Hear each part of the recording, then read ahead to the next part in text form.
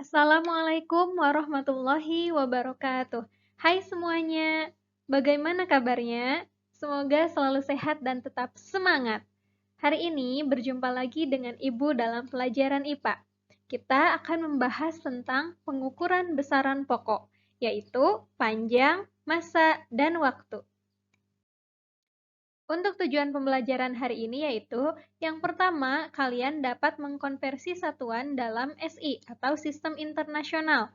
Yang kedua, dapat melakukan pengukuran besaran-besaran panjang, massa, dan waktu dengan alat ukur yang sering dijumpai dalam kehidupan sehari-hari.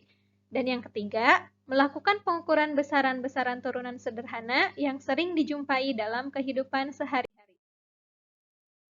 Berdasarkan kegiatan membandingkan satuan baku dan tidak baku, kita dapat menyimpulkan bahwa dalam kegiatan pengukuran perlu menggunakan satuan baku, yaitu satuan yang disepakati bersama. Jika tidak, maka hasil pengukurannya akan berbeda. Mungkin kamu pernah mendengar satuan meter, kilogram, dan detik. Satuan-satuan tersebut adalah contoh satuan baku dalam sistem internasional atau yang disingkat dengan SI. Dalam satuan SI, setiap jenis ukuran memiliki satuan dasar. Contohnya, panjang memiliki satuan dasar meter. Untuk hasil pengukuran yang lebih besar atau lebih kecil dari meter, dapat digunakan awalan-awalan. Nah, apa saja awalan-awalannya?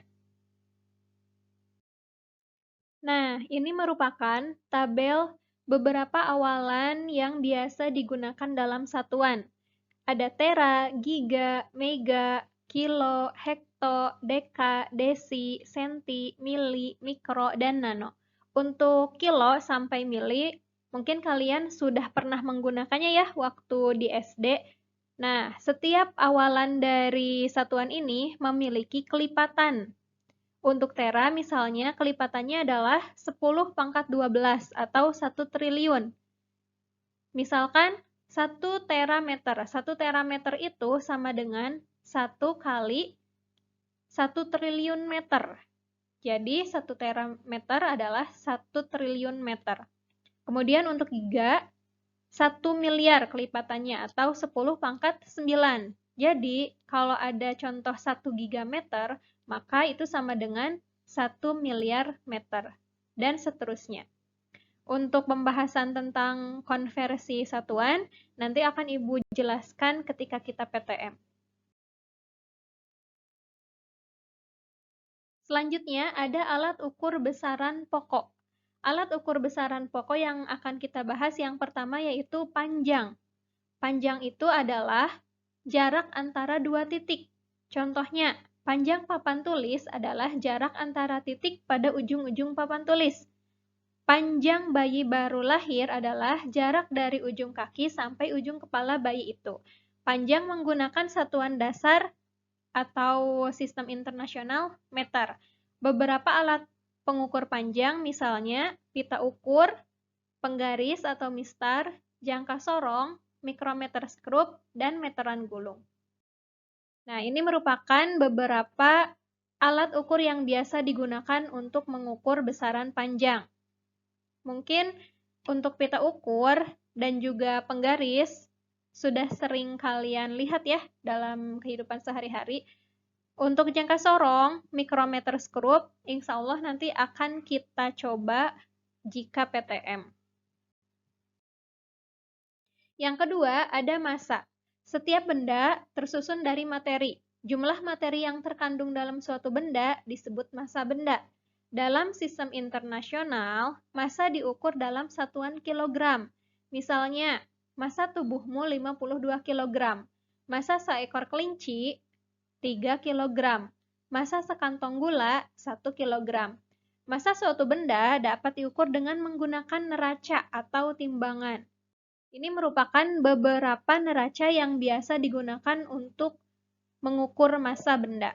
Contohnya ada neraca duduk, neraca Ohaus 3 lengan, neraca gantung, neraca Ohaus 4 lengan, timbangan badan, neraca dapur, dan neraca digital. Selanjutnya adalah waktu. Waktu adalah selang antara dua kejadian atau dua peristiwa. Misalnya, Waktu hidup seseorang dimulai sejak ia dilahirkan hingga meninggal. Waktu perjalanan diukur sejak mulai bergerak sampai dengan akhir gerak atau berhenti. Waktu dapat diukur dengan menggunakan arloji, stopwatch digital, stopwatch analog, atau zaman dahulu biasanya orang-orang menggunakan jam pasir dan juga jam matahari untuk menentukan waktu. Selanjutnya adalah alat ukur besaran turunan. Besaran turunan yang akan kita bahas yaitu volume.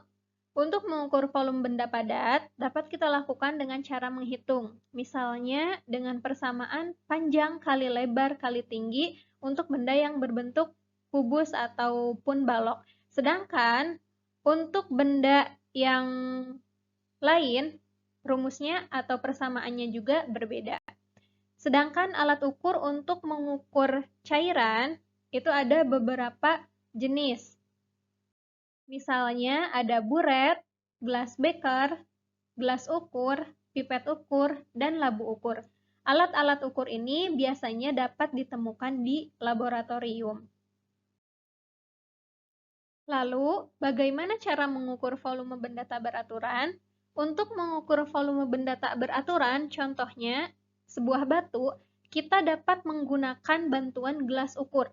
Caranya yaitu dengan mengukur selisih volume air sebelum dan sesudah dimasukkan benda. Cara yang kedua, dengan menggunakan gelas berpancuran dan gelas ukur, yaitu dengan mengukur volume air yang tumpah pada gelas ukur. Contoh yang pertama, di sini untuk volume awal sebelum dimasukkan benda adalah 30 ml. Kemudian setelah dimasukkan benda, volumenya bertambah menjadi 40 ml. Maka pertambahan volume tersebut merupakan volume dari benda yang kita ukur. Nah, volume akhirnya 40, volume awalnya 30, maka kita bisa melihat selisihnya yaitu 10 ml. Dan itu merupakan volume benda yang kita ukur. Untuk cara yang kedua, kita tinggal lihat saja volume air yang tumpah pada gelas ukur. Di sini volumenya yaitu 20 cm kubik. Maka volume benda yang dimasukkan adalah 20 cm kubik. Bagaimana? Apakah kalian bisa?